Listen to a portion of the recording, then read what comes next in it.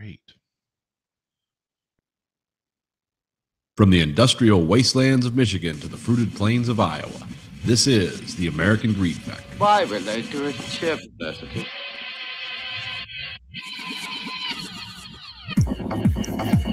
You are the dead. Remain exactly where you are. Make no move until you are ordered. We burn them to ashes and then burn the ashes. That's our official motto. Now we can see you. Clasp your hands behind your heads. Stand out in the middle of the room. Stand back to back. Who can explain the fascination of fire? What draws us to it, whether we're young or old? Here comes a candle to light you to bed. Here comes a chopper to chop off your head. And welcome to the American Greed Factory podcast. This is Nathan. All right, we're back. We're back tonight. Big night. Lots of fun.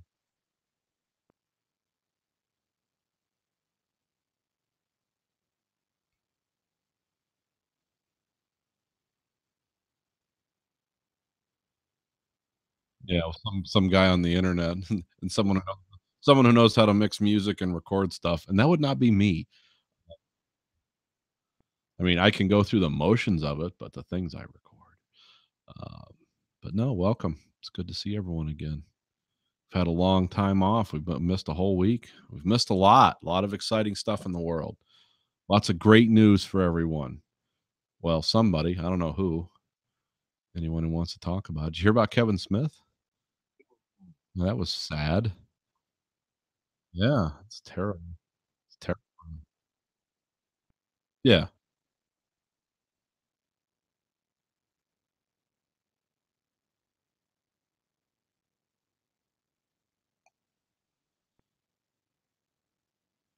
Yeah, it's something serious.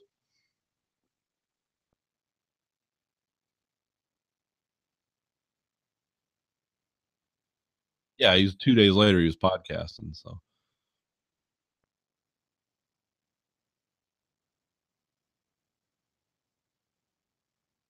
Yeah, he said he was getting ready to do a live show, or he did one, and he's like, "I kn something's wrong." He didn't know what it was, and he goes to the hospital, and they, shoot some dye into him, and it's like, I don't know, he tells the whole story a lot better than me, but, yeah, it's pretty scary because, and it's sad too because he lost a bunch of weight. It's like, "Oh, shit." So he's probably gonna lose a bunch more because I know I definitely weigh more than Kevin Smith, and that scares me, but vegetarian. 45. Yeah, he's not much older than me, so it scares the shit out of me because, I don't wanna have a massive heart attack, but I think I just had surgery, and they did a full run up on me, and all my cholesterol's, like, low. All of it is, the good and the bad, like, everything low, so my blood pressure's low, um, everything's, like, below average. It's like, "Yeah, that sounds like me." Below average, um, but that doesn't tell you how blocked your arteries are, and I know the way I cook, like, if my embracing of French cooking and then my love of butter, I'm like, I'm sure everything's not good, but, it's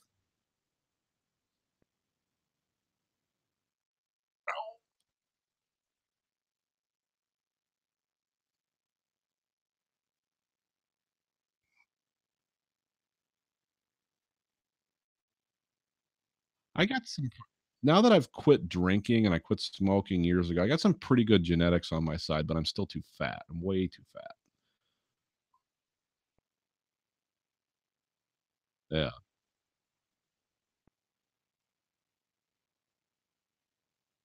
And I don't live with an inordinate amount of stress. There's peaks and valleys in my life. There's moments of extreme, like, rage, and then there's, like, long periods of calm. S I don't know. Who the fuck knows?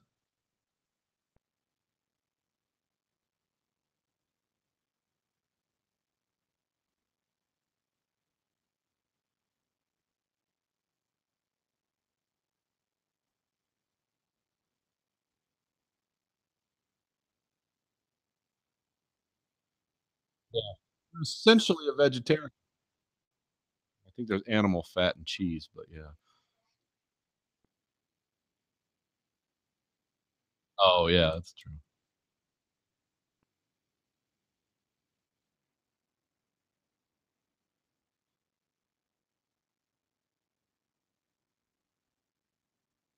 Oh, really?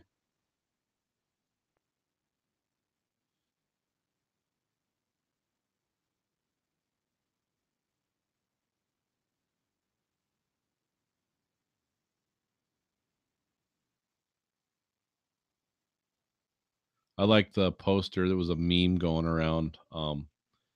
It's PETA put out some poster and it had a picture like a house, like a golden retriever, a cat, everything you associate as house pets. And then it kind of went down the range to what we consider like dray animals like horses, and then down to like just pure food animals like chickens and cows. And it's like they all want to live. Where do you draw the line? And people actually took a picture of it. They put like economic downturn, apocalypse, normal day was like all the food animals, and then at the end where there was no meat, it's like trying to bang a vegan chick. Like it, yeah, this is where the lines are drawn. It's like, well, you asked. Since you asked, yeah, it's like I would eat a dog in a zombie apocalypse, but yeah. So that's good luck with that. You know,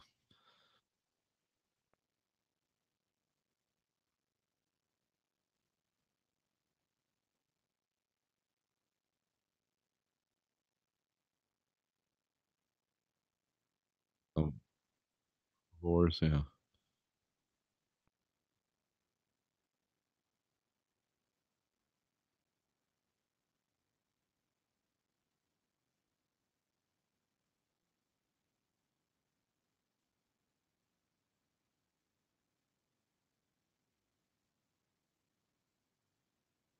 Yeah. And also, we do have sharp teeth, just not a mouthful of them. Uh, Omnivores.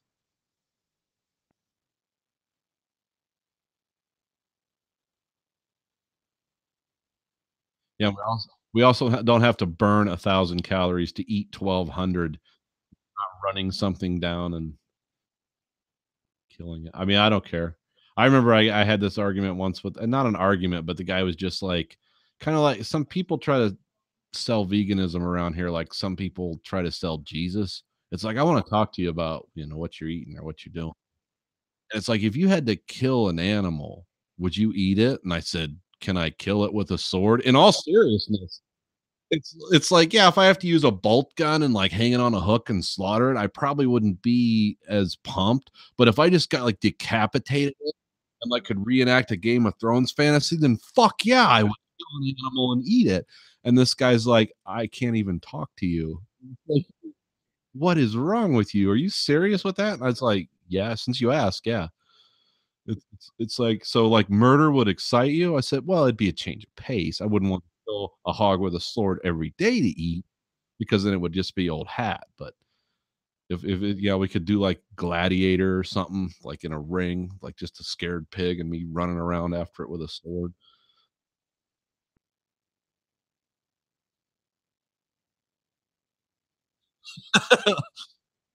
Would murder excite you? I can't fairly answer that question until I commit murder, can I?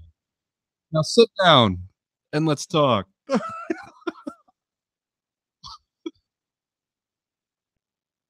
Oh, I didn't thank you. We're gonna take this journey of discovery together. Get your head in that vice. You're gonna make me a better me. Yeah, what is that exactly? Yeah. Oh. Oh, we got our yeah, like, we got a thing at work today reminding us not to, sexually harass, or not today, this week, we got a big pamphlet about don't sexually harass people and don't say racial things, like, really, don't yell racial things around the shop, and I was like, "What?" I said, "If I can't scream racial epithets at the top of my lungs every day at work, I can't finish my day." And if I can't sexually harass, no unwanted sexual advances, none. It's like, who are you giving this to? And the plant they're talking about is a plant that's like, I've been there before. It's like a prison where they make cars. This is where all this shit's going on. Look where the plant is and who you're hiring. It's like, yeah, this is you have those problems there. We're not playing grab ass over here and yelling the N word at the top of our lungs because this is not a prison where you make cars. This is a prison where you stamp aluminum. But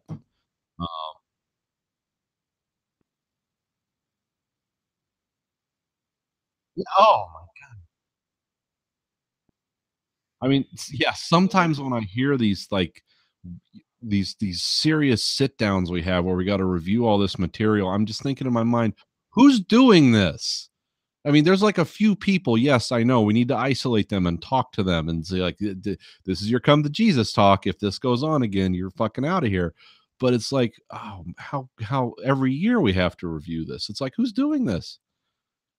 It's like I don't talk to women at work because there's no reason to, or at least not like that. I mean, I'll talk to him about work, but I'm not gonna make, like, weird sexual innuendos all the time. Yeah. Yeah. You're one of the good ones, aren't you?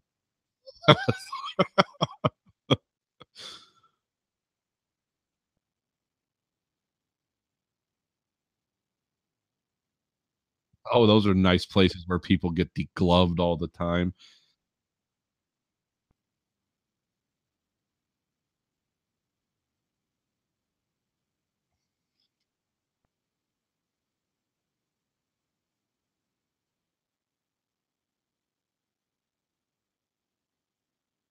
Yeah.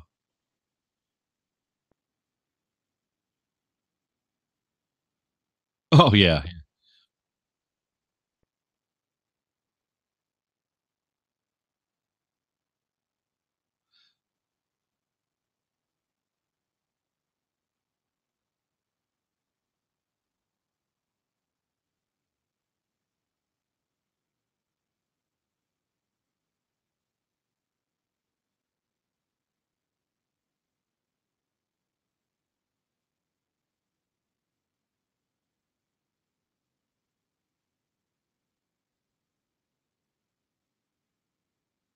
Oh, and our plant oh, yeah, they have 3 train spars that come into the plant at different times. They've had so much shit happen.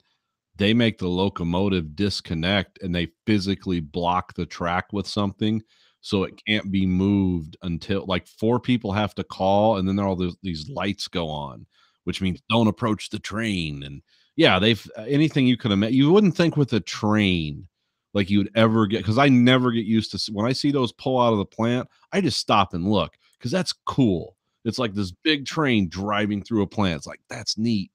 I don't know how you'd ever get bored of that and, like, forgetful, but I guess people do.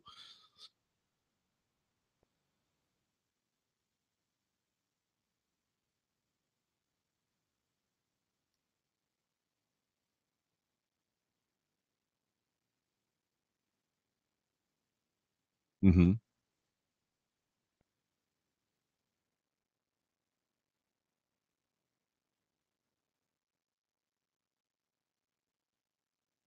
Stuck to me. Yeah, it's brilliant.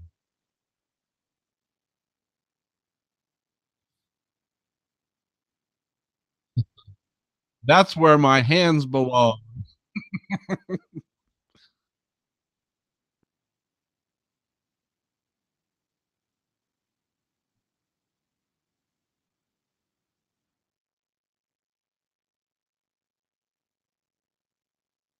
Yeah, nah,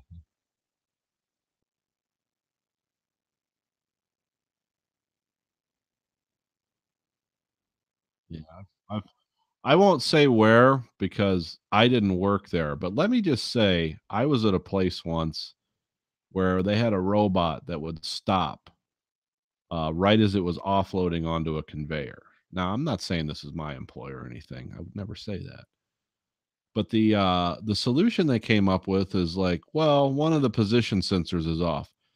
Reach in there and whack it with this broom handle and it'll start moving again.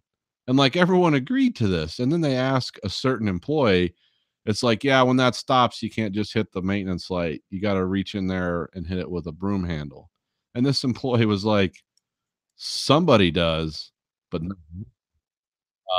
because I'm about as apt to stick my hand in a robot work cell as I am to stick my dick in a blender.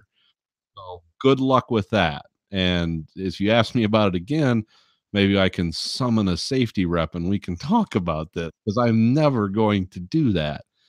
Because this fucking robot was picking up something, let's say it weighed, I don't know, 150 pounds, but it was doing it 2,000 times a day. I don't want to fuck with that robot.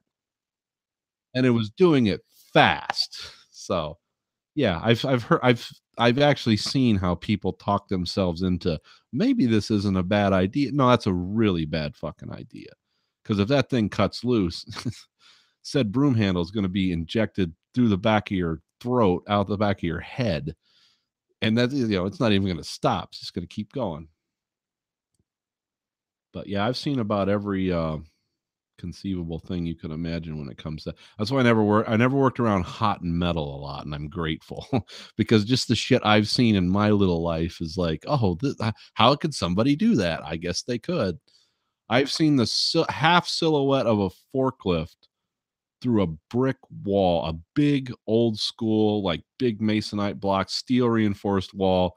Somebody backed right through it with a forklift and then denied it. I didn't do that. It's like I can see the shape of a fucking forklift that wall because you can see the safety cage, you can see where the tires were. It's like that looks like a forklift. That wasn't us. Okay. All right. Well, I guess drug tests for everyone. Oh, went home and changed their clothes and then came back. Like, I didn't do that. High-low covered with dust. It's like, it wasn't me. Oh, okay. Because I know because they ask each and every one of us.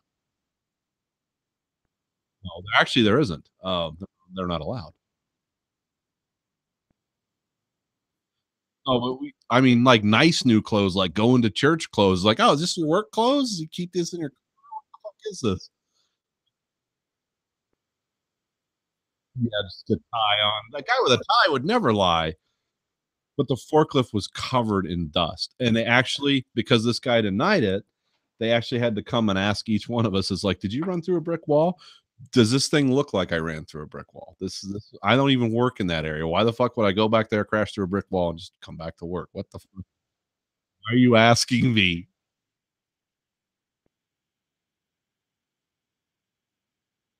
Guy did not lose his job, believe it or not.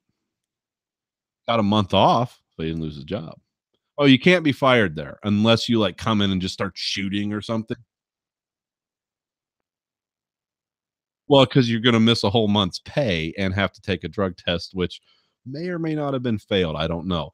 But yeah, it's and loss of that job to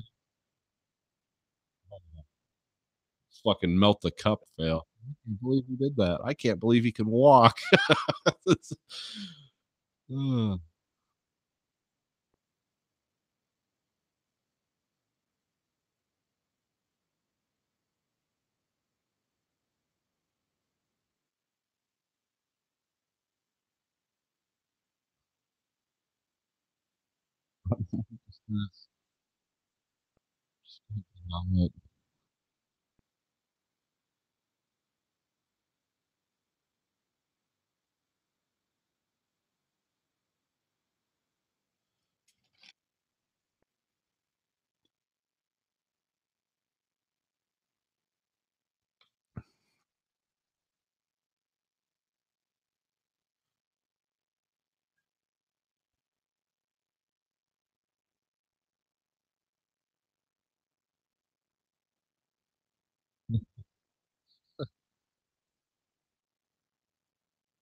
Whoops.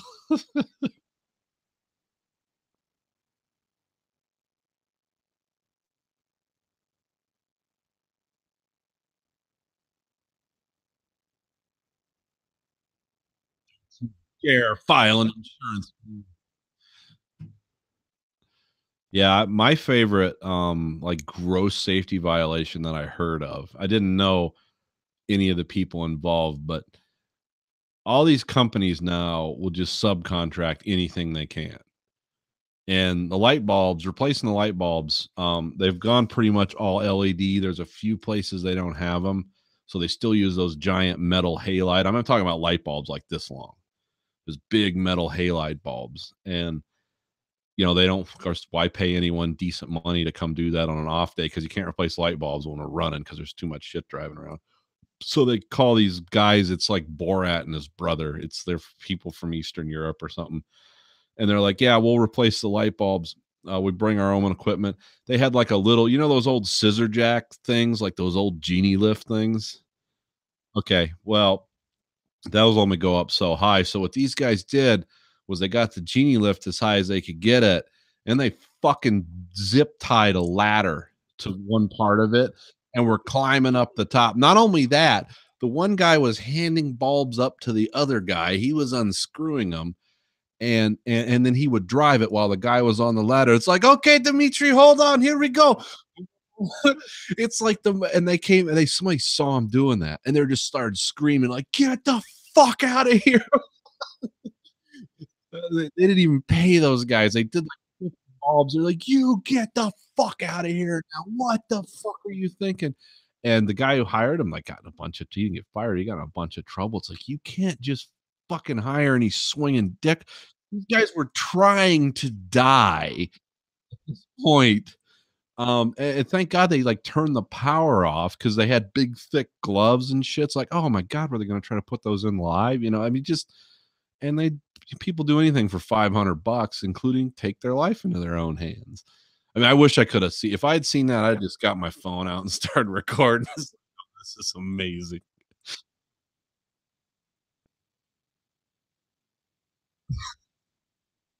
Yeah. Oh, and they would sue the fuck out of the company if they died doing that. It's like, oh, it doesn't matter at that point. Some lawyer would figure out a way. Like, well, you didn't guarantee their safety. It's like, yeah, when they bought a thing that went, we have to go 130 feet in the air, and they bring something that's like, 110 feet. It's like, how do you think they're gonna? As soon as I saw them pull that off, I'd be like, wait a minute, how the fuck are you guys gonna change those? That thing doesn't go high enough. I would have immediately known when they start bringing out the wooden ladder and the big zip ties. It's like, no, get the fuck out of here. We're not doing this. Oh my God. Yeah, that was one of the best ones I ever heard of because I can completely visualize that kind of problem solving. It's like, hey, where there's a problem, there's a solution. And I just want to see this guy on the top of the ladder holding on. It's like, hold on, Dimitri, here we go.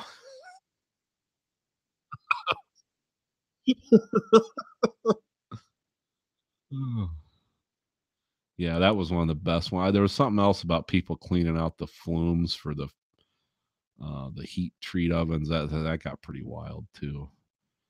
Just going at stuff with angle grinders to try to get the carbon off, and like that stuff's all super flammable. It's like throwing sparks everywhere. What the fuck are you doing?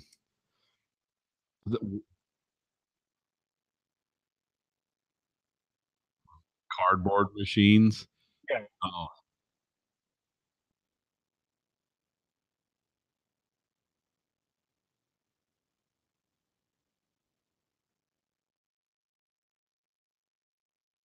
yeah.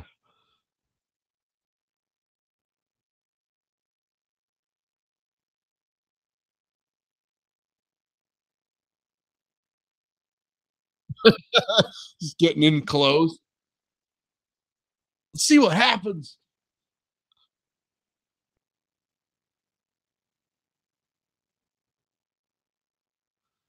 Oh yeah, people have no survival instinct.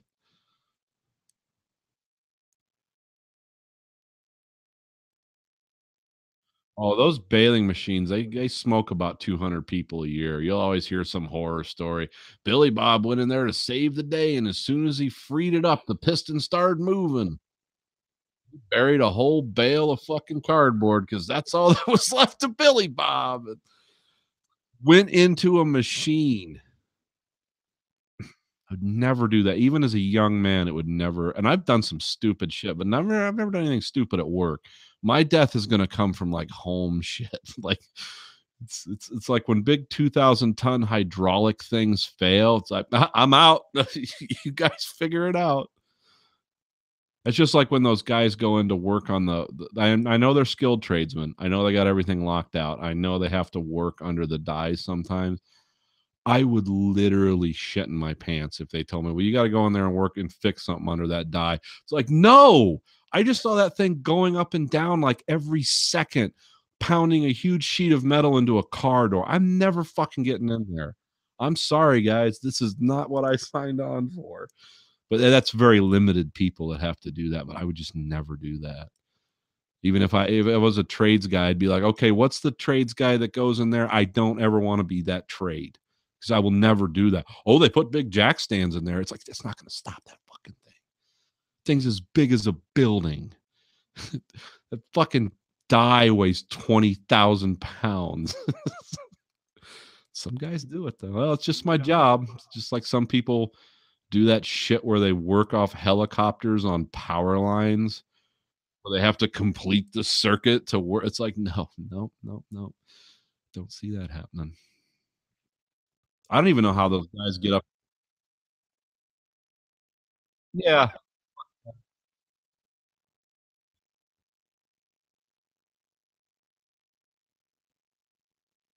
Oh, yeah.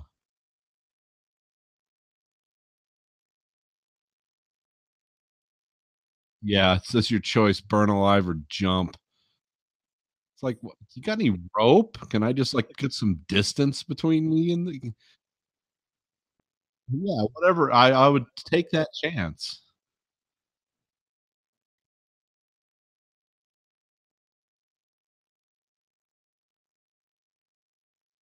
Oh, base jumping?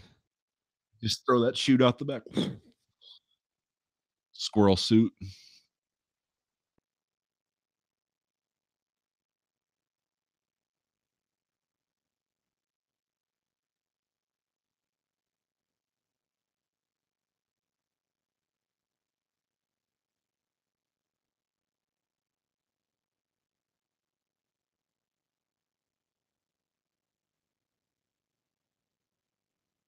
Oh, yeah, and let's find out in the office how many people start drawing straws. It's like Bill's got a parachute in his office.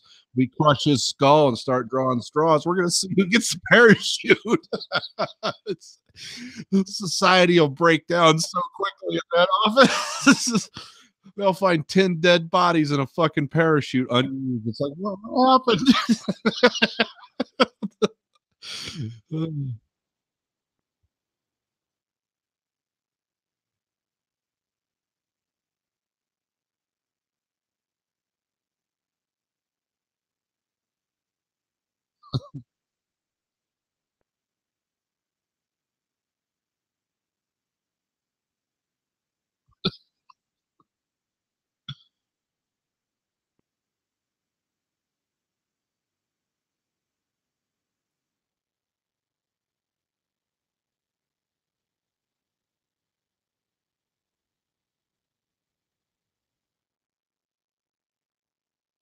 Is this the one was based on the video game?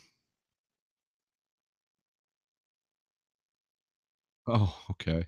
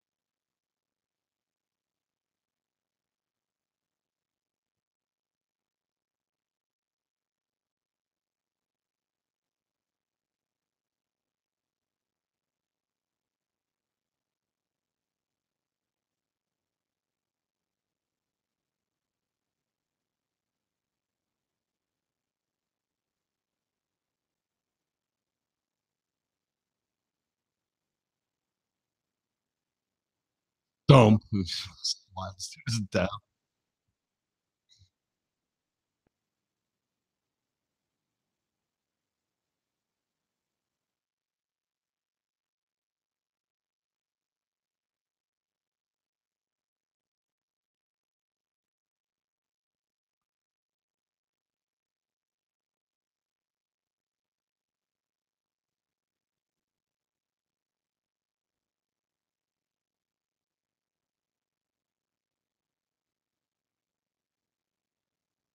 Yeah, someone did like District 9.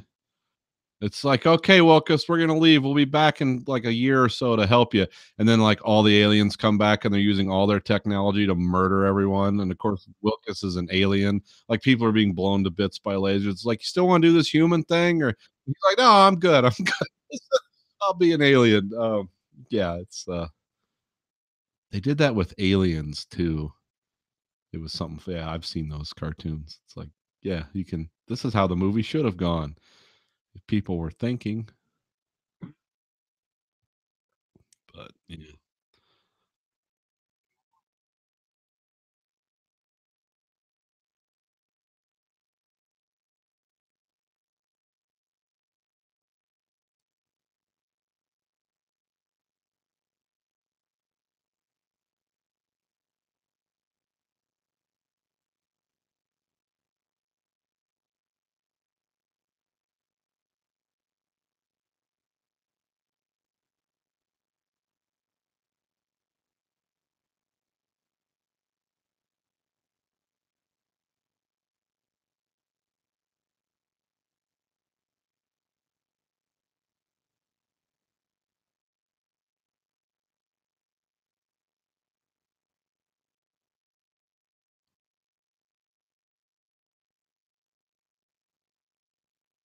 That's, I think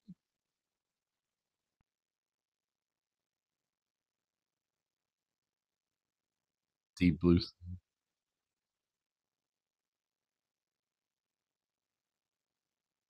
Yeah. Yeah, that would that is it's like, is this a social commentary? What is this movie trying to say?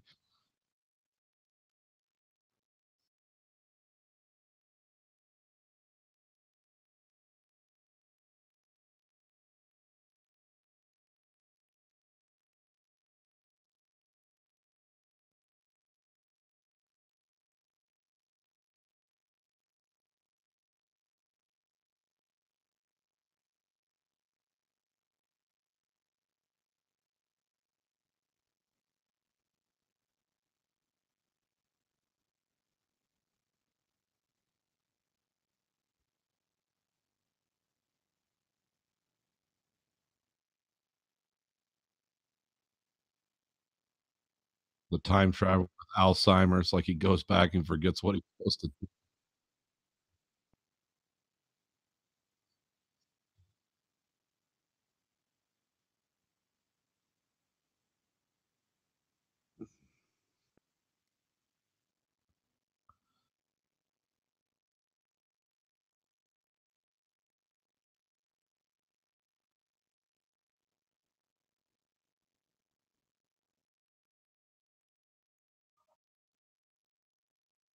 Okay.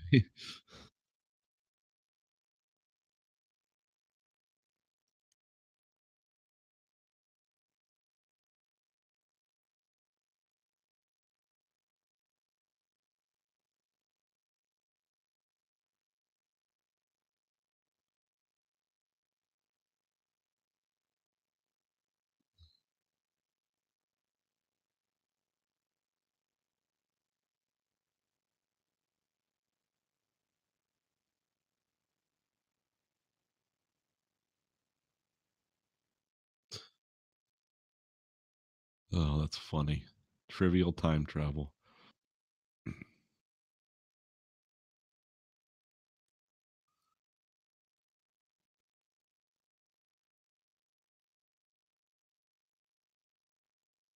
Well, they're gonna create a paradox with that. They're gonna see if a bullshitter can bullshit a bullshitter. That's exactly what that is. They're gonna create a bullshit paradox.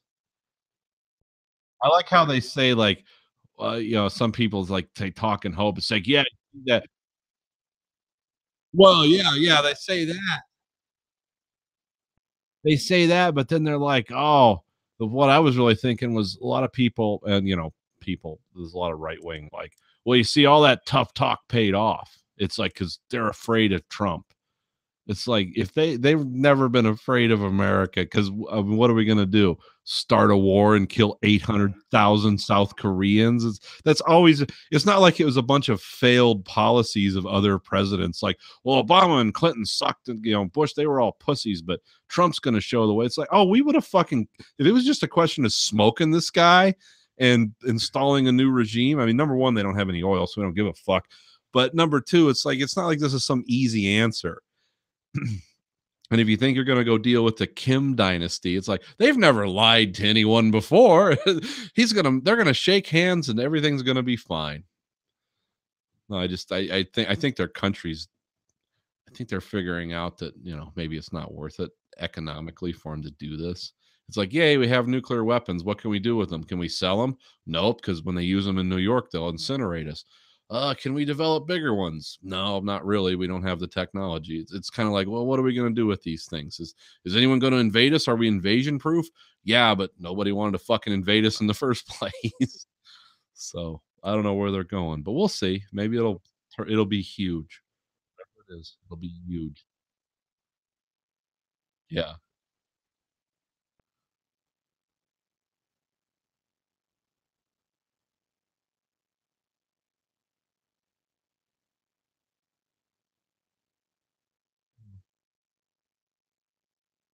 Thousands of people defect from North Korea every year into South Korea. I think I talked about this before. Half of them end up killing themselves because the South Koreans give them an apartment and a government stipend, and it's like, here you go, and they're like, it's so lonely here. No one cares what you do. Yeah, it's a fucking democracy.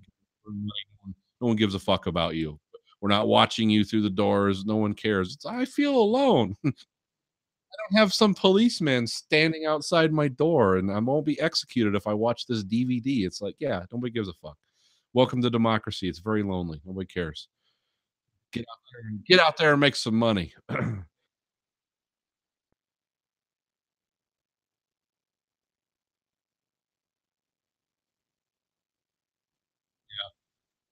police state.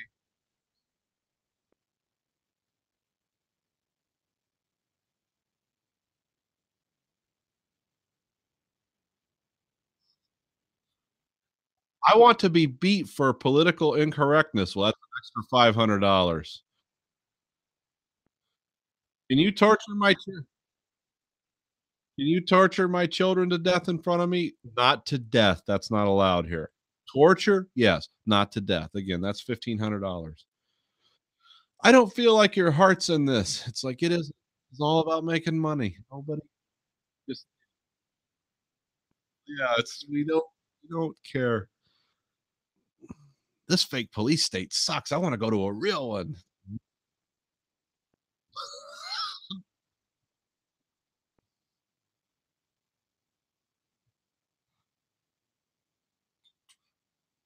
Can you fill my intestines with parasites? Yeah, if you want me to.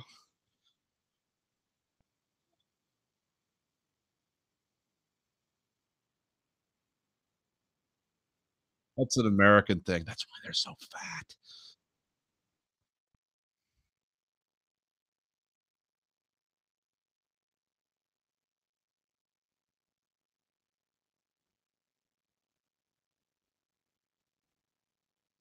We know they all have why parasites are so endemic up there, don't you? Is because the North Korean regime is so fucked up, they're internationally embargoed from buying fertilizer. Because the same chemical components that are in fertilizer you can use to make nerve gas and shit like that. So they use feces. They harvest shit from people. And when you use that exclusively, especially within the same species as a fertilizer, oh yeah, you'll get massive intestinal parasites because yeah, they're actually embargoed. You can't sell them fertilizer. You can't sell them. I mean, they are so fucking crazy. It's like they'll figure out how to turn Roundup into sarin gas or something. Anything like that is out. Um,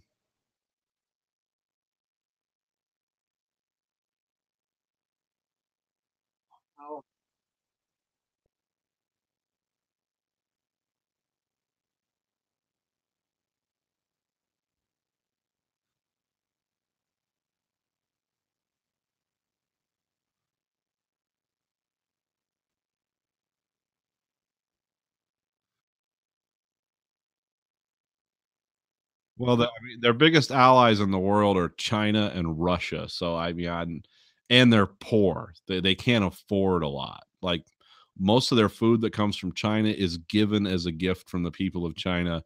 So the North Koreans will stop because North Koreans run to China. It's like that is paradise to them. It's like, can I work in the Apple factory, please? Because it's so much better than North Korea. It's so weird. I've watched a lot of documentaries and read a lot of books about North Korea. The fact that that exists anymore is it's just completely bizarre.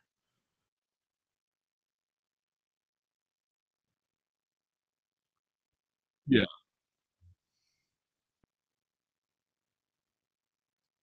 Yeah.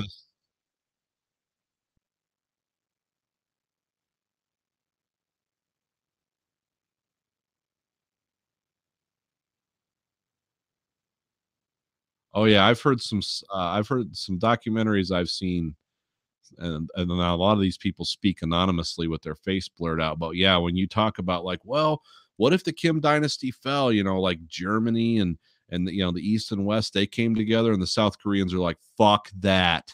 We don't want anything to do with the North Koreans. We don't want them to be part of Korea. We don't. They'll never say this in public, but speaking honestly amongst themselves, they're like, no.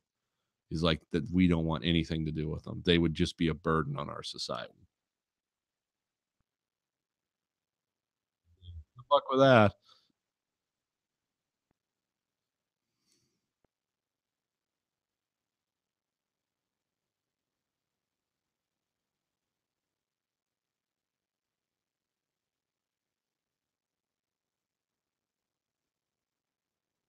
Well, they've just they're told what to do. I mean, you don't have money there. It's like, here's your apartment, here's your job, this is what you do. And everyone tell you just waiting for orders all the time. You're not showing any initiative or being. I mean, that'll get you killed having any kind of initiative there. So it's yeah, they don't want anything to do with it. No, nobody knows what to do with it. It's been going on for so long, so many generations now. It's like, oh shit. I wouldn't. No one even know. They don't even like to think about it. It's like, yep, that's just a mess. It's like that's like our Chernobyl. We're just gonna throw some sand over that and forget about it. I mean, we have that problem with the South too here. I mean, it's like, oh well, yeah, they're part of our country, but yeah, it's like, what if all those people had to flee to New York City or something? Like, oh my god, you want to see some people freak out? Like, fuck that. Oh,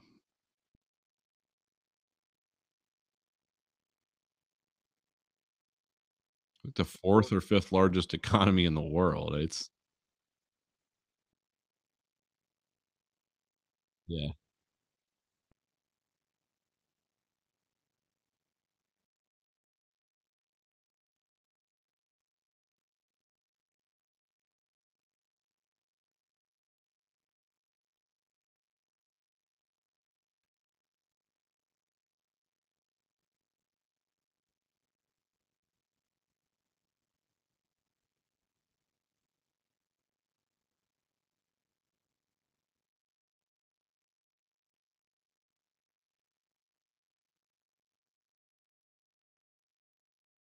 yeah. We were hungry sometimes. That's all I remember.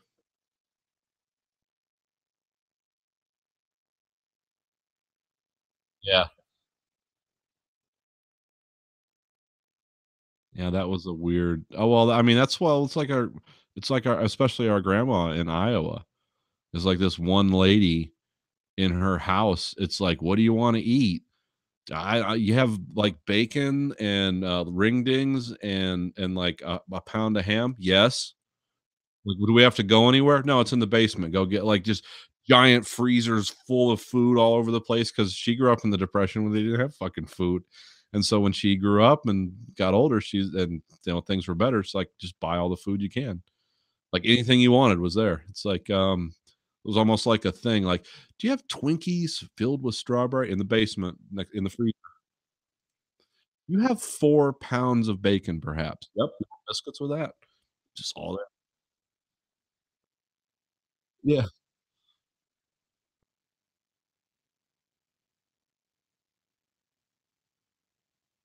Yes.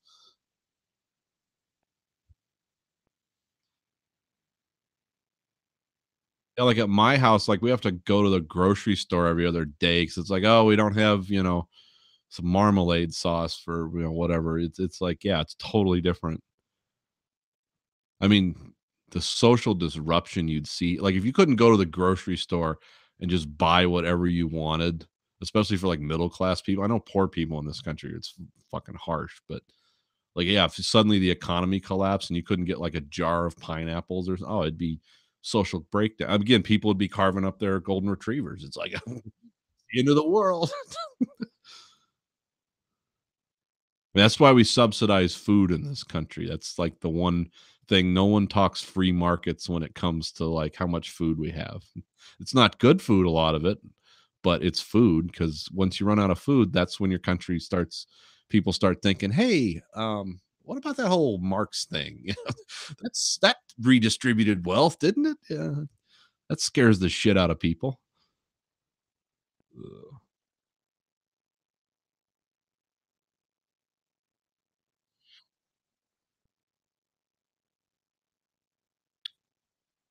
Oh, that's just to feed. That's just circuses. That's just to feed the meat, the plebes. Uh, yeah, oh yeah. It'll be passed right along to the consumer. I mean, it's not a good thing. Um, what did I we source a lot of that stuff domestically though. There's like some special alloys, but it doesn't really pay to ship steel great distances, especially when you're buying it by like the fuck ton, because steel doesn't store aluminum. I don't know what the something weird about aluminum, like, we don't really mine it here, but we process it here, so I don't know. It's not good, but who knows how long it'll last, and they exempted Mexico and Canada from it, which is we get a lot of resources from Mexico and Canada, so I think this is all aimed at the Chinese, and, but I don't know. Again, I don't know what the implications of it are gonna be long term.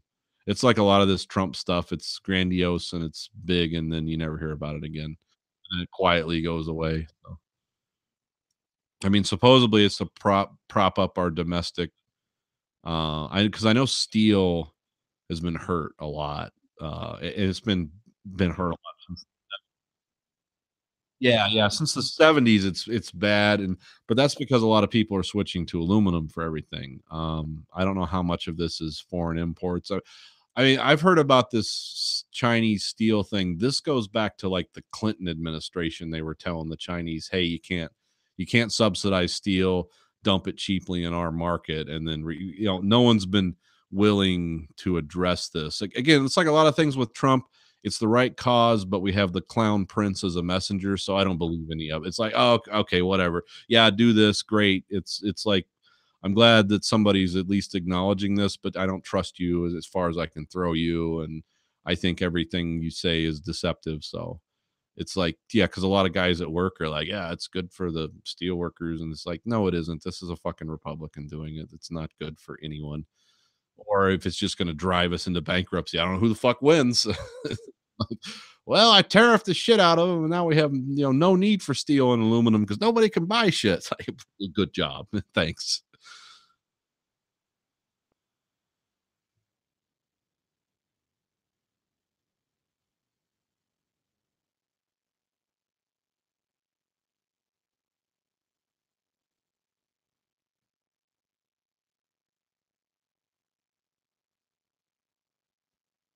Yeah.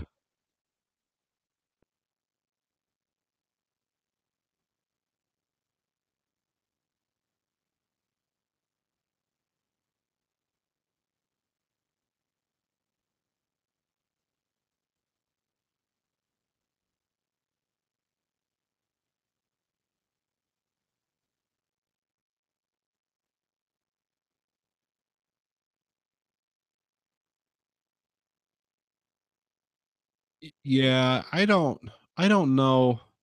Again, this is one of those things that like goes kind of way beyond my ability to understand all the implications of it. I know with tariffs and stuff like that. I mean, tariff has got us into the depression. I remember that from my history books. Because once you do start these things they call trade wars, then it gets everything like rubber will fluctuate violently, and all your essential resources will, except oil, because you have to use dollars to buy that, and that's the reason why. But yeah, I don't know where this gets us long term, because these are kind of tariffing and stuff. That's like old school, like pre World War II shit that was going on, and you don't really hear about it much anymore because nobody. The thing is, America's in this weird position where it's like we have these rules, we say we're going to use these rules, and we're the only people dumb enough to actually play by the rules. Everyone else is just going to try to undermine us and fuck us, because it's like in countries where you have national health care. Okay, that means you're dividing the cost of healthcare amongst the whole population, and you're making it, you might be raising taxes on individual people, but like that's why Europe has really low corporate tax rates in some of those countries, because they just tax individuals. Okay, well, so national healthcare is technically a subsidy. Like you're undermining another countries that doesn't have that ability to trade with you, because now you've built this huge subsidy, and so everything's like a subsidy, and we try to balance all this stuff out. But some things that are subsidies we don't call subsidies. It's like when, when the Department of Energy gives the big three like $500 million to develop hybrid cars. Okay, that's a huge fucking subsidy. That's a lot of money they don't have to spend on R&D and stuff, but that's not called a subsidy. It's like business enhancement loan, or it's always mixed up and all this stuff. So I don't know what this, I don't know what this serves 10 moves down the board. I get a feeling we're announcing tariffs and we're bringing in some sad old steelworker guys like, oh, Cheeto Jesus just saved my job. But really, there's something going on behind the curtains, or these people are just complete fucking idiots and they're just going to screw everything up because they don't know what the fuck they're doing. That's also a possibility with this administration too.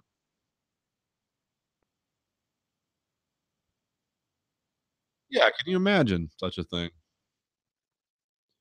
Well, I mean, we can't be purely rational all the time. You do have to consider the people factor. But yeah, with this stuff, I don't know what it is. Some people try to tell me it's good, and they try to tell me why. But the thing is, I ultimately just don't trust the messenger. So I mean, I would be curious if Obama did this. Like, well, okay, what's this three-dimensional chess move mean? Yeah, how will the they would say how they forced Obama to do it because much like Saint Ronald Reagan, like everything he did was pure genius. Take a fucking economics 101 course in college and you'll find out everything Reagan did was fucking ridiculous and fucked the whole country up. You can read that information written by experts and professionals, but these people go on Fox News and say, Reagan, he really saved the economy. No, he didn't. He fucking tripled our debt. It was all tax and spend. It was more tax and spend. I mean, it was the worst thing since fucking FDR. And FDR was fighting World War II. We weren't actively fighting anyone. We were building weapons like they're coming over, like Red Dawn is coming, Never happened, but yeah, so it's like there's all kinds of basic information you can find out, but it's not exciting. It doesn't have all the pizzazz of like, we're taking on the world. It's like, oh yeah, we're only 5% of the world's population. We're going to take them all on. Okay. So how many nuclear weapons are we going to use? And is there going to be a planet left for us to live on? Yeah, I don't know. So the bottom line is that I don't know. I don't trust it.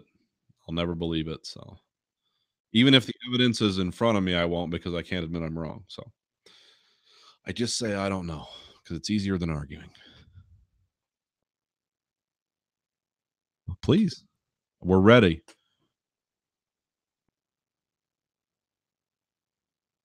Okay.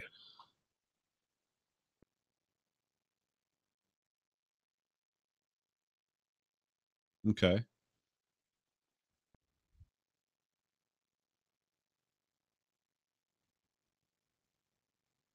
Okay.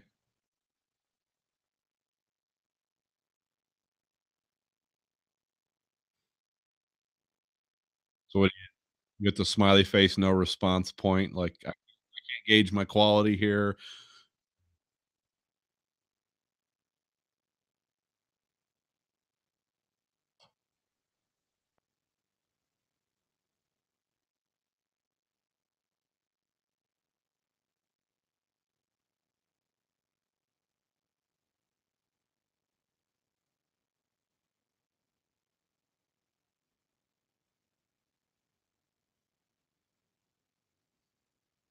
Well, they followed him their whole life from that, huh?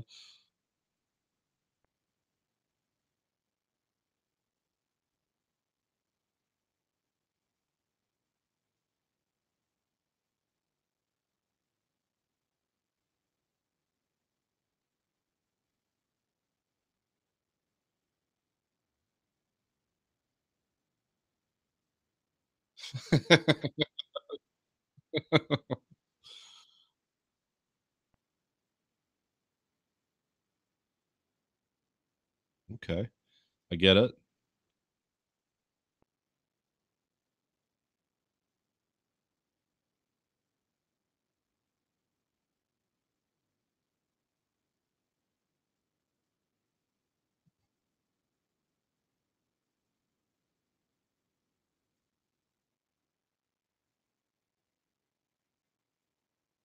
It'd be good chemistry to date yourself. We got along great. We had the same interests.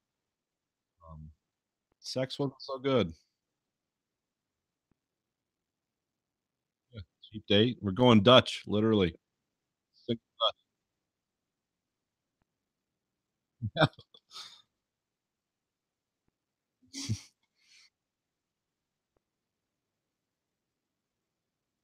Yeah. Not gay. The ideal me has both sex organs. If you can suck your own dick, you don't need a date.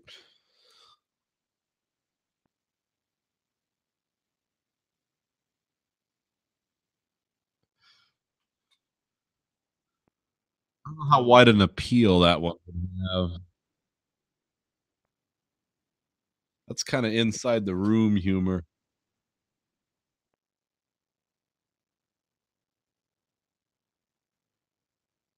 "You know about that? You fucking shithead. You the only person in this room that's more lonely and sad than me."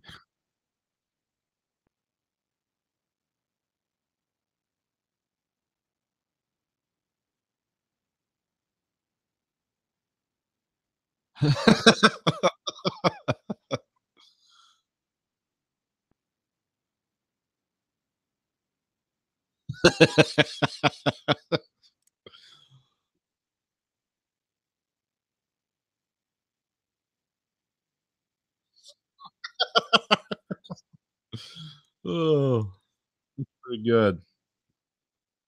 If a white guy calls his brother. Is this some kinda Nazi shit? Like, is this like Brotherhood?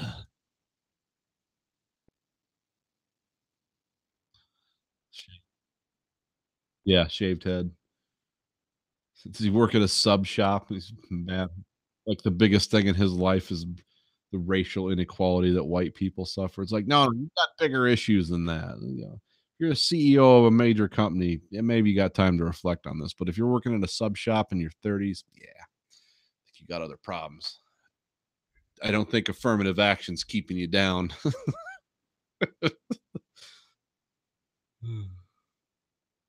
Well, I've entered a new phase of, building models, doing a Star Trek thing I've never done before. I don't know if you can see the yellow on that. That's called Aztecing. So it well, if you ever noticed in like the beauty shots of like the Enterprise and stuff, especially in the motion picture, when they get close up on the ship or you see it under a certain light, all the metal on the saucers, it has different shades of gray to it. So it looks like panels of metal that were just installed. None of that stuff's manufactured like to be the same color. So what this is you paint it in one color and then you mask it off with this kit I got, and then you paint it in another color. So when you pull these off, it looks like the different panels are made out of different shades of metal. And then you put like a top coat over it that's an even lighter color, so it kind of blends them a little bit, and then it looks. So we'll see how this goes. Today I managed to cut the shit out of my finger doing. Um, yes, this is the Reliant. Because the Reliant is the best one to build because you don't have to deal with those fucking pylons falling apart, which is actually why the Reliant model was built. Because when they made another ship, the guy who built the model was like, I don't want to deal with those pylons. because even the 500-pound studio models, those pylons fell apart all the time. So yeah, so this is I'm gonna pick something that I know how to build. It's a simple build, and I'm gonna try this this Aztecing technique. So we'll see how that goes. And I got a new airbrush to try it with. I got the Posh Talon, which is a gravity fed instead of a siphon fed, and it also has the very fine controls and all the different tips and everything with it. So here's the box it comes in. I don't know if that's any clearer. This was my old model, which was basically press, paint, and then left off and don't paint, and then you adjusted the needle just by hand. Whereas this one, you control the airflow and the paint flow through the trigger up here. So it's down for air and back for more paint and forward for less paint. Then it has like all kinds of different tips and needles and shit inside it. So depending on what your application is. But I used it a little bit, and this definitely throws some vapor. Like this, you full blast, it atomizes the paint. Like it, if you want a fine coat of paint, you'll get that. And then I have all the flow improver and the other stuff, so I can shoot it wet, shoot it dry, all kinds of stuff. More options. So that's what I'm doing this week. We'll see. I've got about yes. Yeah, I haven't done anything with it's the first time I've used this airbrush. But I do have to get this. I got 24 hours to get this stuff off, or it peels the paint off underneath it. So now that I've done all this all day, and the bottom and the engine nacelles and everything else has all this shit on, I got to paint it tomorrow, then get them off real quick. So, but I painted this a week ago, and I sealed the shit out of it with varnish. So hopefully it won't peel the paint off, because it's got a good protective layer on it. Because if it does, I'm going to just lose my mind. So many hours spent doing this. But yeah, so that's we'll see how that turns out. I haven't done any Star Trek models before, because why? But now that I have, it's like, oh, this is.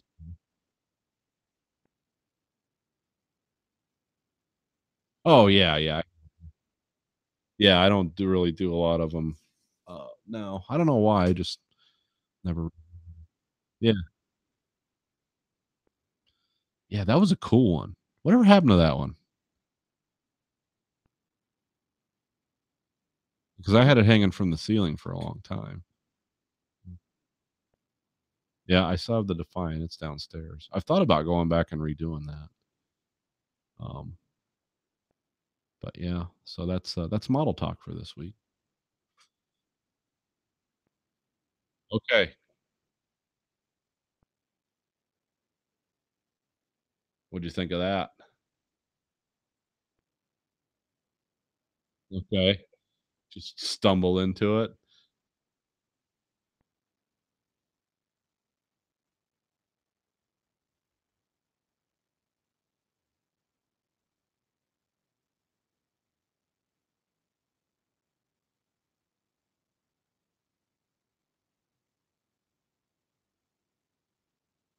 Oh, okay.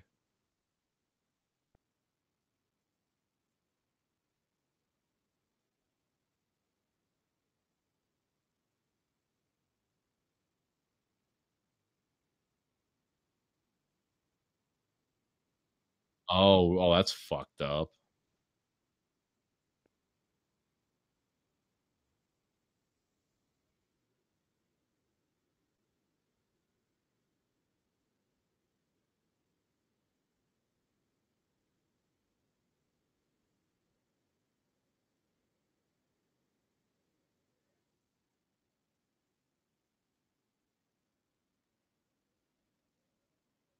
Okay.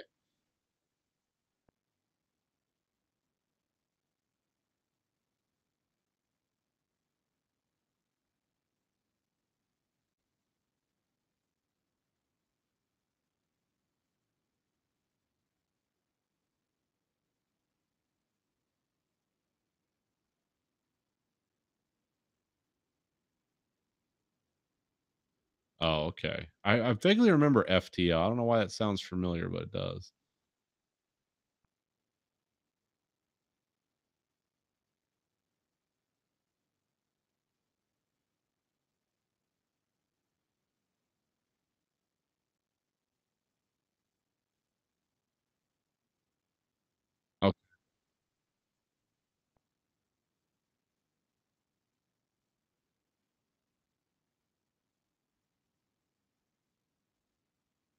Oh,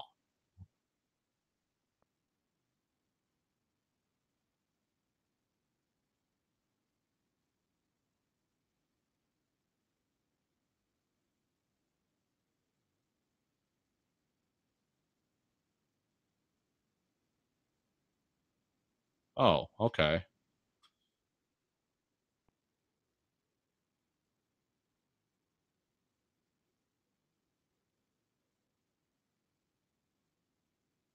You you want in this timeline. A billion others.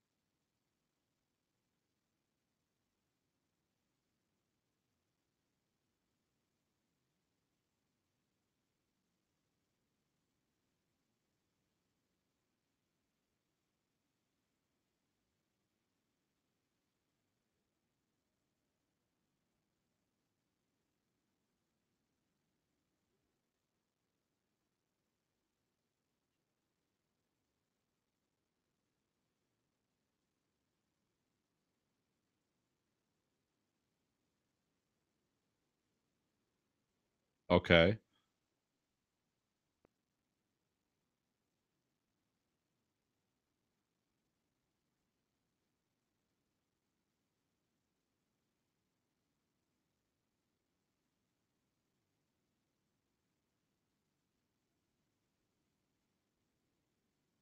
Huh.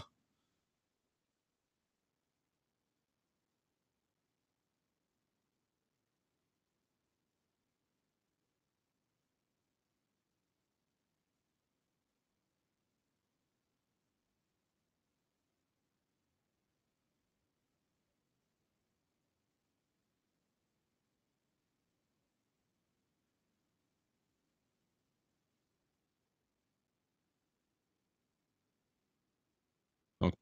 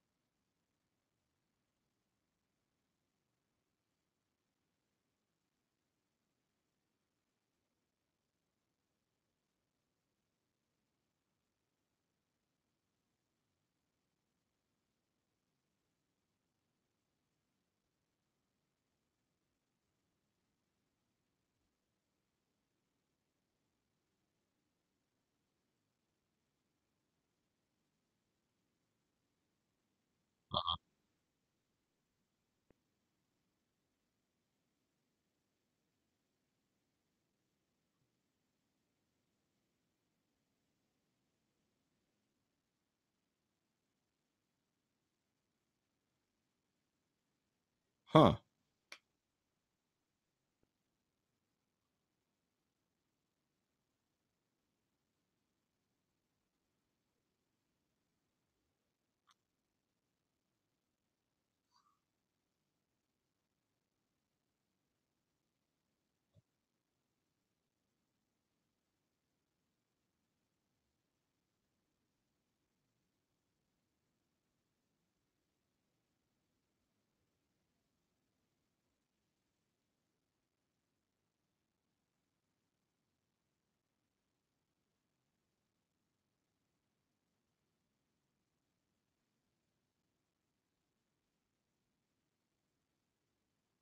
Huh.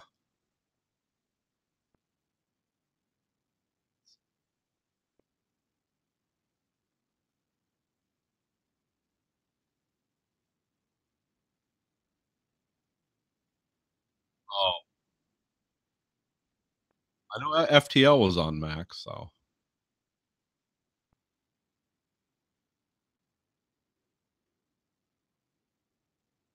Yeah, maybe I will. I'm not as teching models. So we watched a movie this week. We watched the 1993. I don't know if I was this horror or fantasy.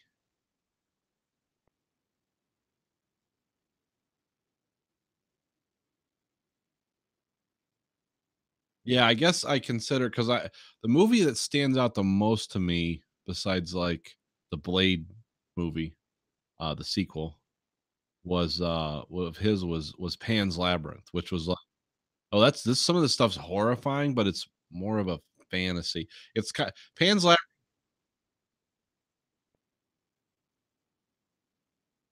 Yeah. Well, Pan's Labyrinth kind of it reminded me of what was that movie? What was the one with Tom Cruise? Was that Labyrinth? Yeah, it's like if that, but if it was a good movie. Like Pan's Labyrinth is a good movie, but Legend is a bad movie with like a weird visual aesthetic that I really like. But yeah, so this movie was yeah, sort of a fantasy, kind of a horror movie, kind of a like I don't know, a weird origin story for vampires or something. Um I generally like I generally like this movie. I would have never sought this out and watched it on my own if you guys hadn't told me about it and we weren't doing these kind of movies. Because there were parts of it that were a little challenging. Some of the pacing was off. It was kind of weird that they just jumped back and forth between English and Spanish a lot. And Ron Perlman say a few things in Spanish, like, "Oh, is he going to speak Spanish this whole movie?" No, he's going back to English. And so that kind of got weird because it's like, where's the subtitle? Oh, no, he's talking English. Um, Ron Perlman was cool in this, but kind of a over the top bad guy a little bit. Like a um yeah, it was kind of it was this was an interesting movie. I'm glad I watched it. I didn't know this was his first movie. Um but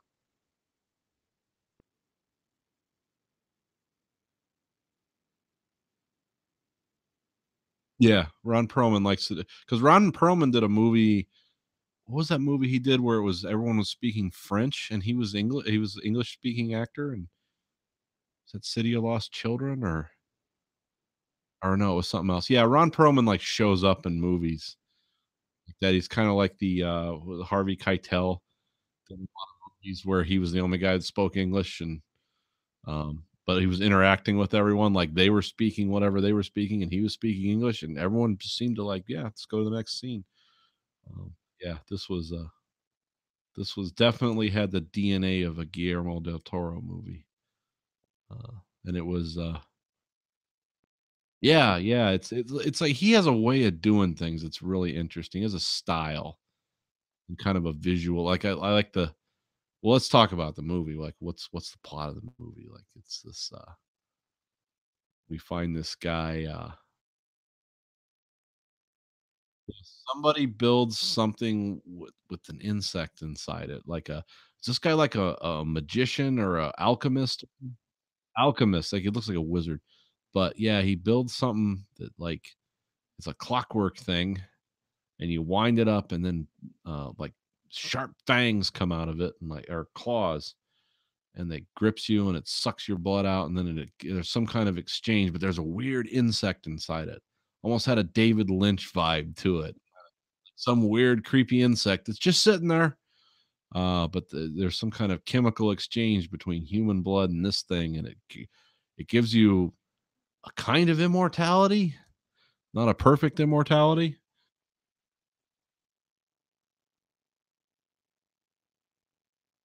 Yeah, and very white and pale. Because remember the alchemist in the beginning, like, what happened now? Something stabbed through his chest and he died. The first guy.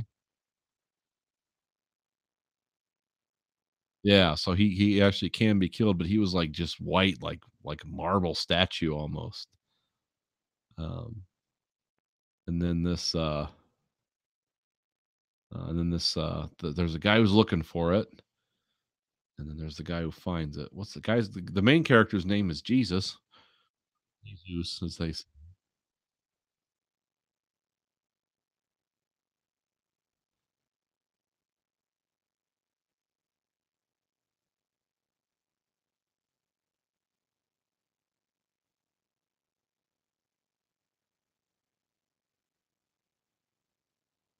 And then Ron Perlman's name's character's named Angel, which that's another yeah, there's a little Spanish name. And then his dad, Dieter. Or is that his dad or his uncle? Which one? His uncle? Okay, I might have missed that. I couldn't figure it out because I read a bunch of stuff about the movie and they kept saying it was his uncle. I thought it was his dad. Uh,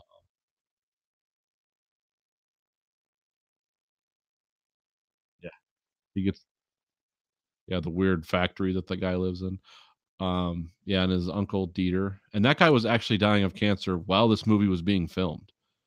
So it was like a two-prong acting thing for him. The guy who played Dieter, I don't know what his name is, Claudio.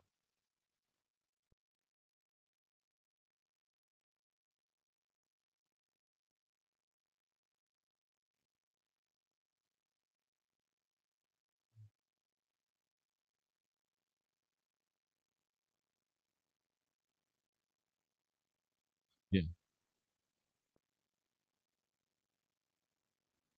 Well, he somehow he knows about this device that grants immortality, and he's trying to find it. And Ron Perlman is his agent, and they're collecting these statues, which it was kind of weird up in his office slash bedroom. They have all these statues like under plastic and hanging from hooks, and a lot of weird imagery in this movie of things. Um, and then, but yeah, it was. This was a cool movie. This movie was required patience though. Definitely, it definitely had some points where it's like slowing down, but that's yeah, well, it just you're kinda sometimes I feel like you're waiting for something to happen and it does, and I didn't expect the budget. Yeah, she only talks in, like, the last minute of the movie, right?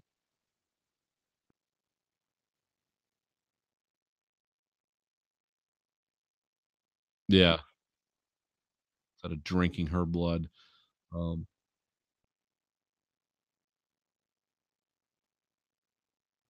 and then and yeah, that was a pretty, weird scene. I was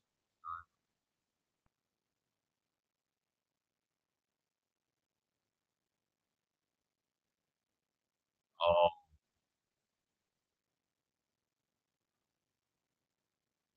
well, I like that when there was blood on the sink. What did the one guy say? It's like the was there an Argentinian? Yeah, it's like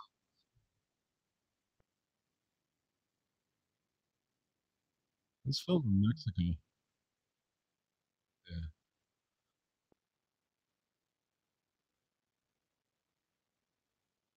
think so. One of those.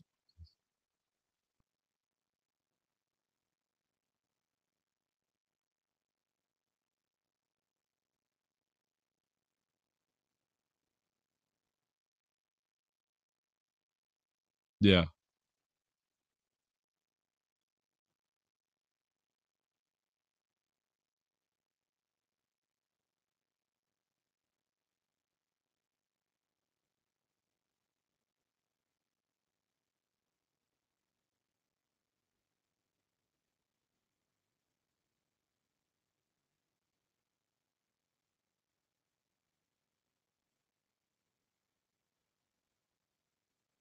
Not possible for my body to continue to function.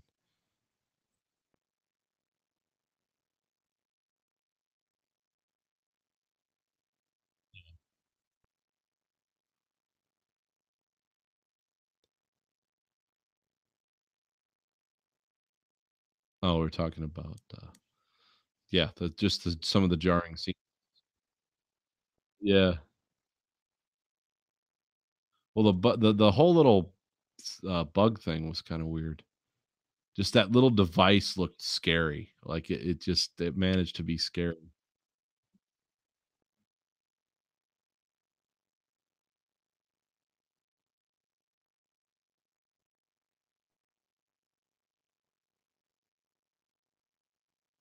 Oh, really?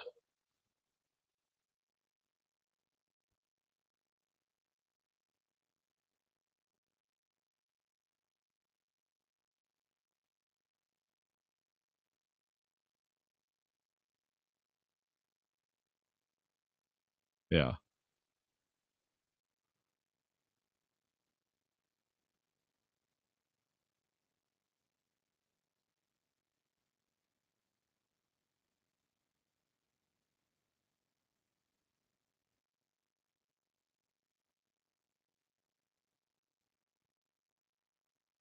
Oh, okay. That's a good idea.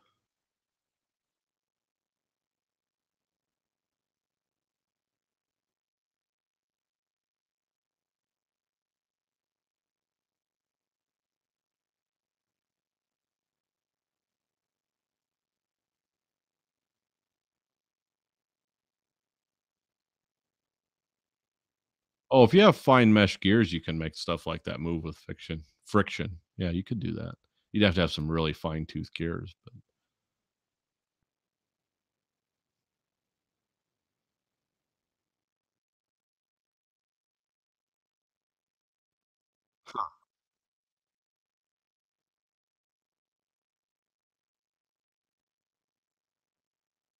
oh,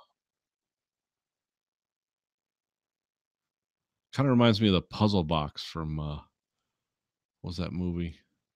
Yeah, yeah, it's like the only cool parts of those movies is that puzzle box.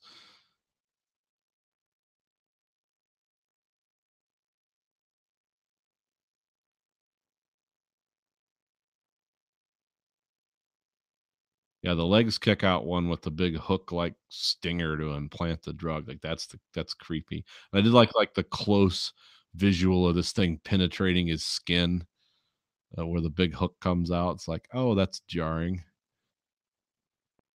A lot of body horror in this movie, like, just yeah. Oh, yeah.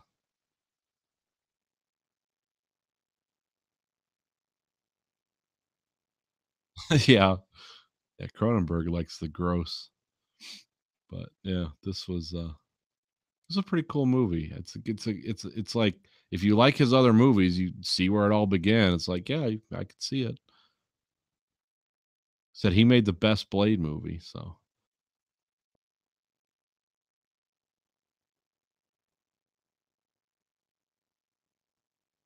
oh, okay. Yeah, that always comes into it.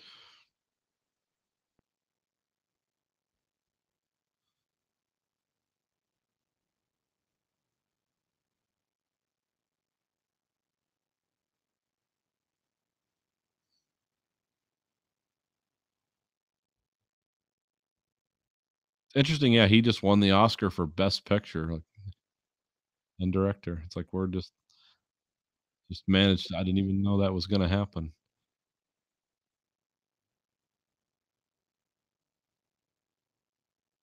I thought that Three Billboards was gonna take it all, but guess not.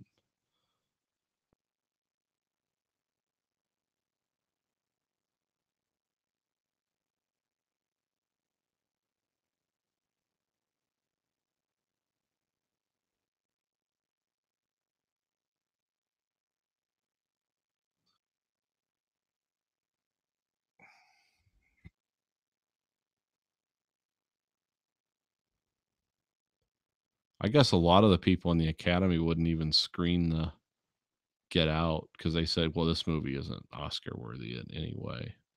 I heard there was a lot of snobbery around that. Don't know if it's true or not, but it's what I heard. Yeah,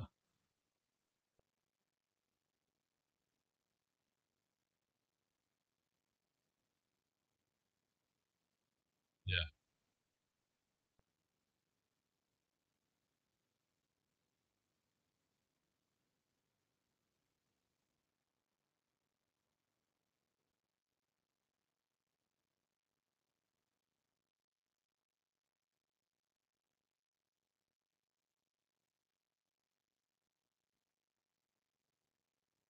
And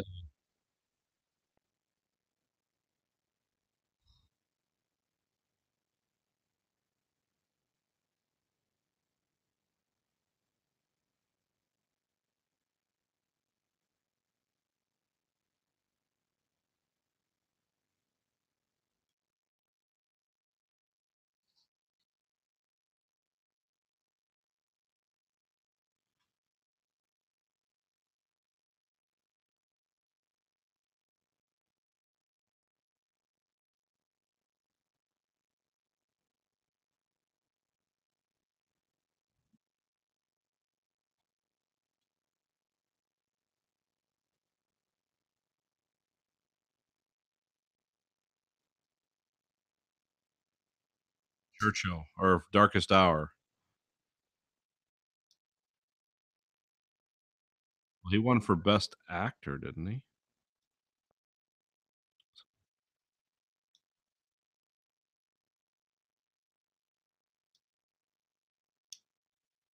Rockwell?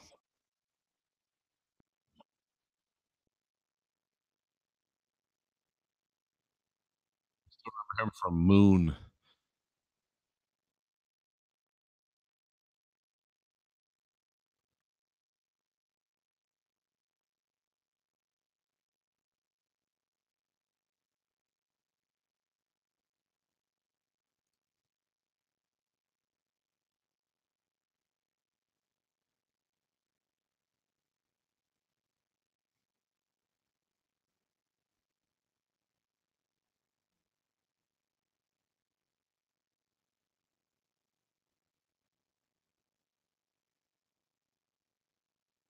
Hmm. Don't remember that one.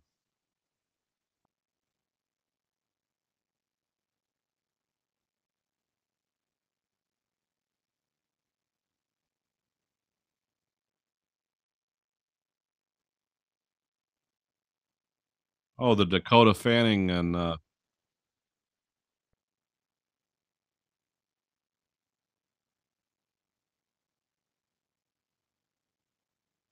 Oswalt.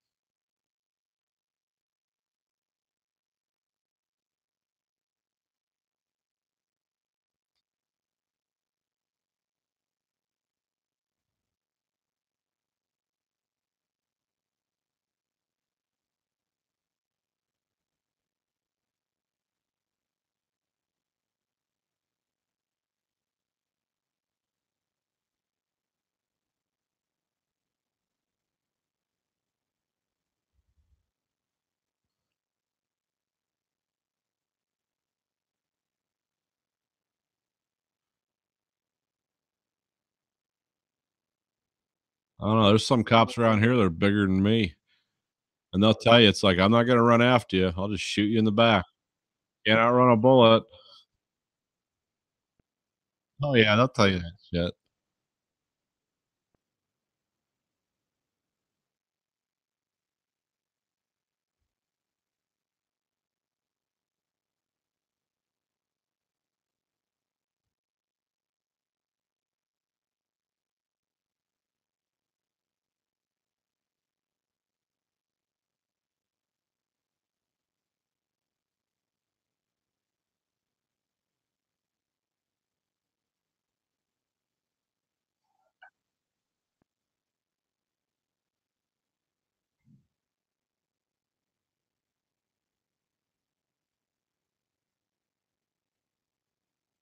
Hmm?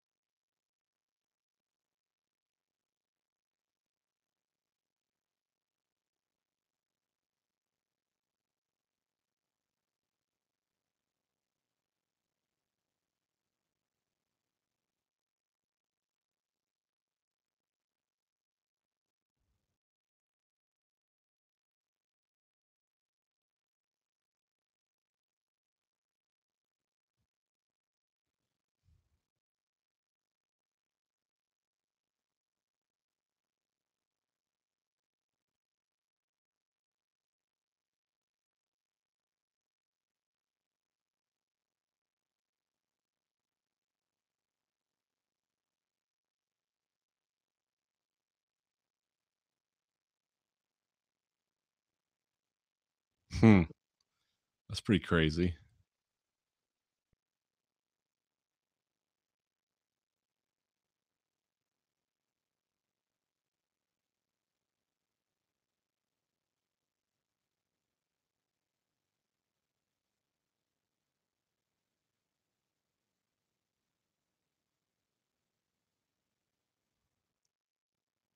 Yeah, no, I'm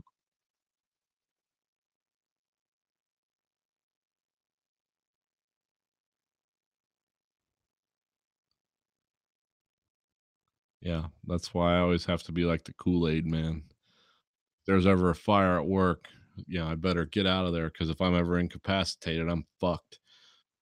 Better go through that brick wall on my forklift. Like, oh yeah, because no one's carrying my ass out of there. Of course, they did move me from bed to bed at the hospital when they did my surgery, and it was just 3 people. They had some kinda device under yeah, they're used to transferring. There's lots of 600-pound people around here, and they're used to dealing with I don't weigh 600 pounds yet, but, uh, yeah, fucking power loader. "Alright, Mr. Williams."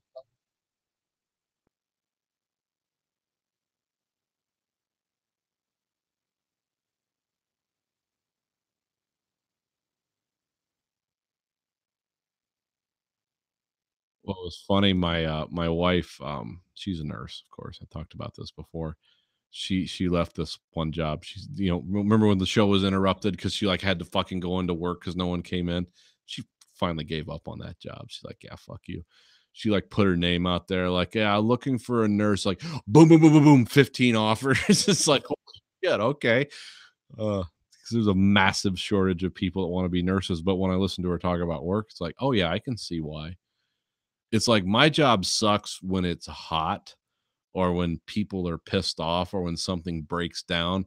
But generally, my job has like an ebb and a flow. Like I know what the course of my day is going to be.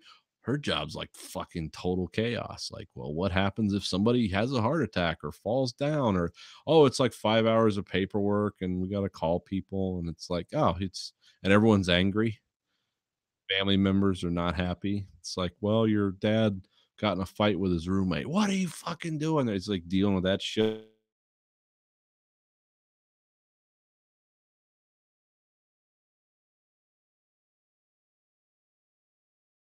all day. And the people that are willing to do it, but it's like you're not getting enough money for this.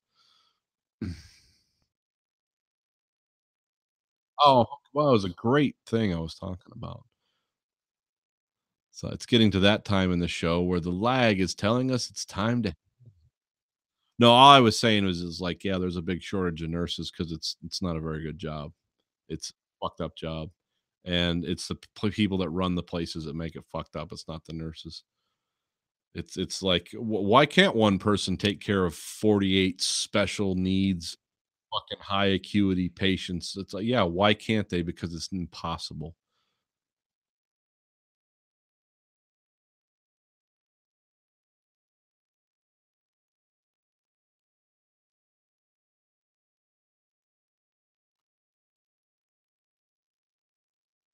Well, the thing I see too, and I see this a lot at my work, but me and Stacy talk, and it's the same thing. Wave your hands if I start cutting out. But it's like this whole notion where am I cutting out again? I was testing. Oh.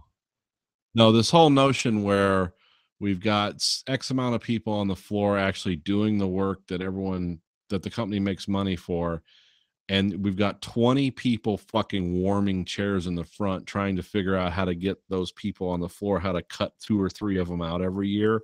It's like, I think I know where the cuts can be made.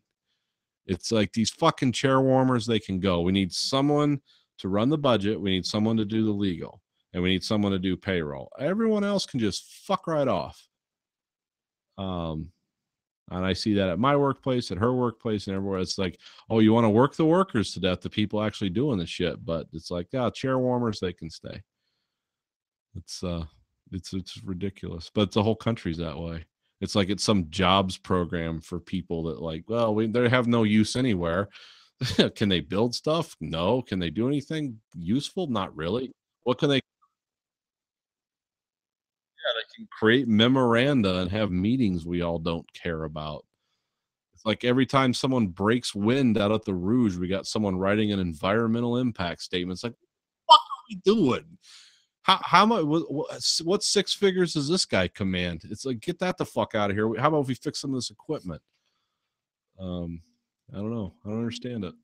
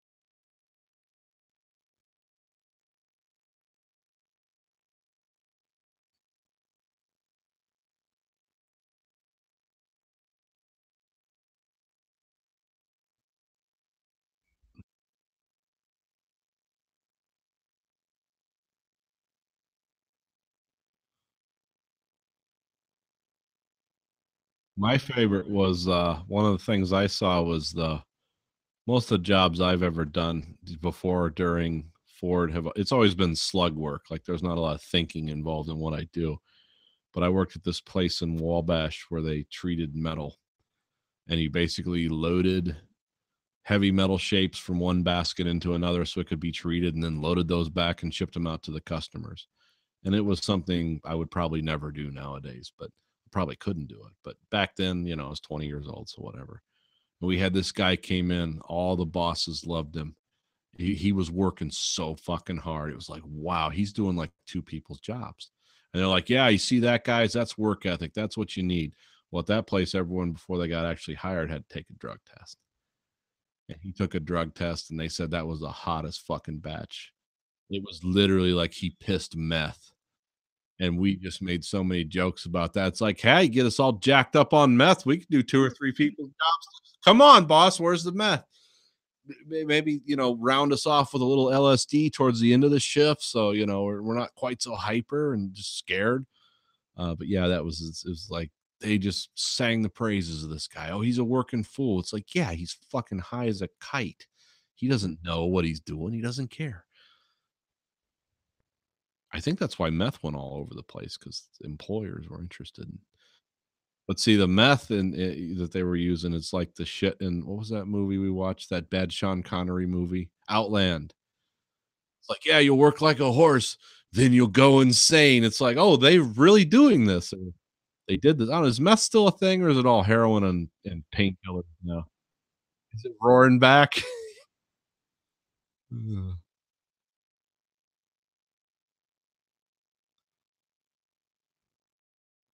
Well, heroin's been long overdue in America to be an epidemic because that's like been an epidemic. I know in like Toronto, like for 30 years, they've been talking about the heroin crisis. In the UK, I mean, what was that movie with Ewan McGregor? The guys in Scotland. Yeah, yeah. Everyone's, and that was like 25 years ago. Everyone's on heroin. It never really caught on here until we got the painkillers, and it's like, hey, heroin's just like this. Um, but yeah, well, we had cocaine and crack and all that other shit though that you never heard about in those other countries. But yeah, everyone to their but it was weird. It was like all over Canada forever. And it's never, never caught on here until now, till the hillbillies discovered it here. It's like, yay for heroin. Yeah.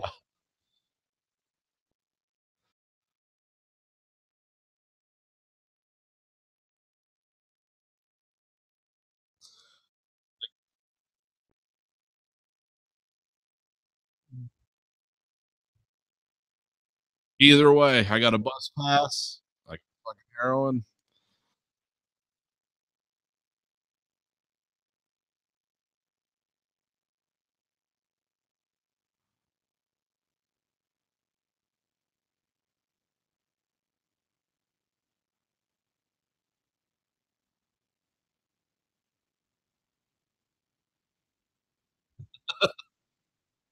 I want some of that space museum shit. Well, pretty soon it's going to get so fucked up. We're going to have so many drugs and everyone's going to be so miserable and everyone looking for their shit to snort or whatever. We're going to run out of words for drugs. It's like, hey, can I get a bottle of water? And someone's handing you a pill. Like, no, I just want some water. It's like, oh, you want water.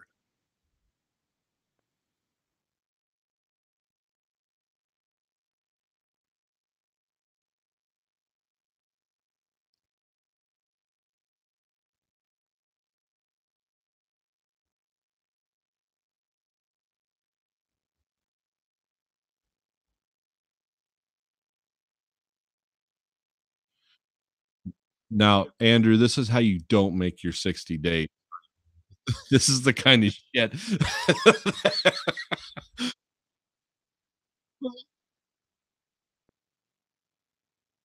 Oh, be careful with your words. You don't know how stupid some of these people can be. It's like Bob died, the starch expanded in his stomach and his organs burst.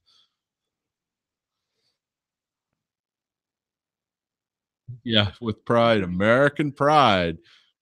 So, Andrew, on your last job, we understood there were some fatalities. Explain this? Um,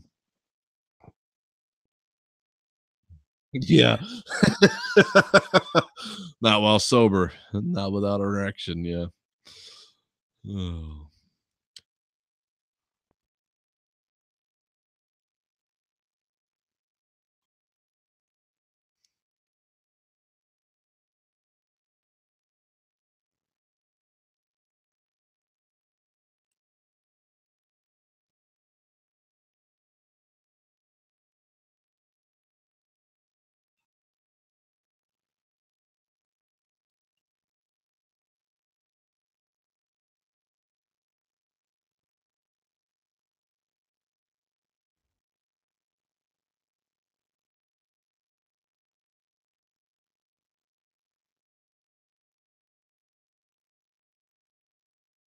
You call the Uber guy. Hey, you got any piss?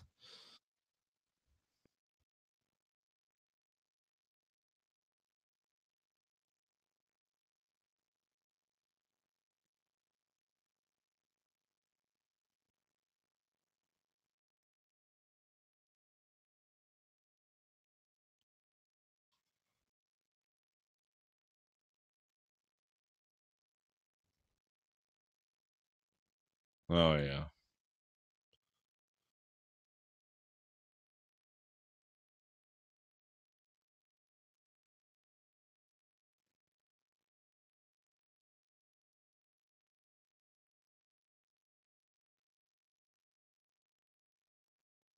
My favorite thing at the hospital was I never understood why the wheelchairs were outside until someone explained that to me. It's like, why have wheelchairs outside the ER? It's like, oh, because if people are ODing, they'll just pull up in a car, put them in a wheelchair, and shove them towards the door because you don't have to answer any questions that way. Like, that's fucking cold blooded. Yeah. Well, it's what we got to do. Well, because they were just dropping them off on the fucking sidewalk.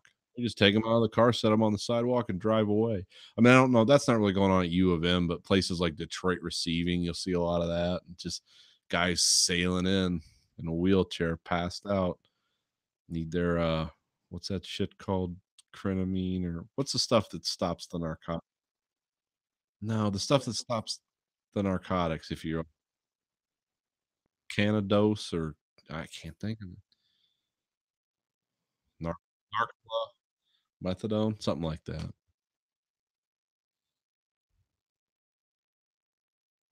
Yeah, yeah, it stops the chemical process.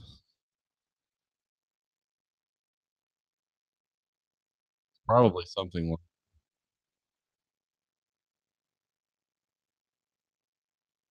Narcan. Narcan. It is. You were close. It's right here. I just typed in what stop overdosing, Narcan, and just the Google search just boom, there we go.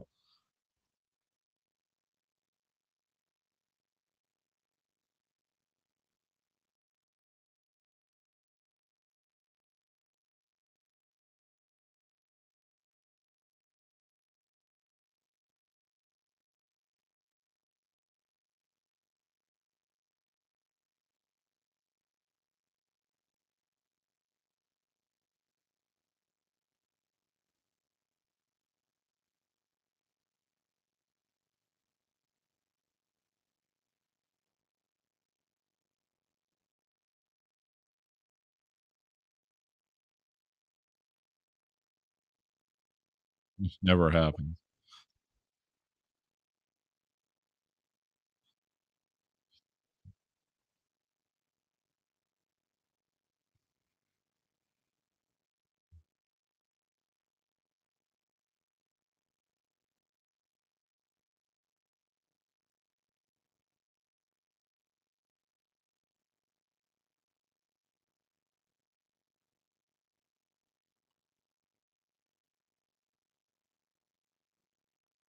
Yeah.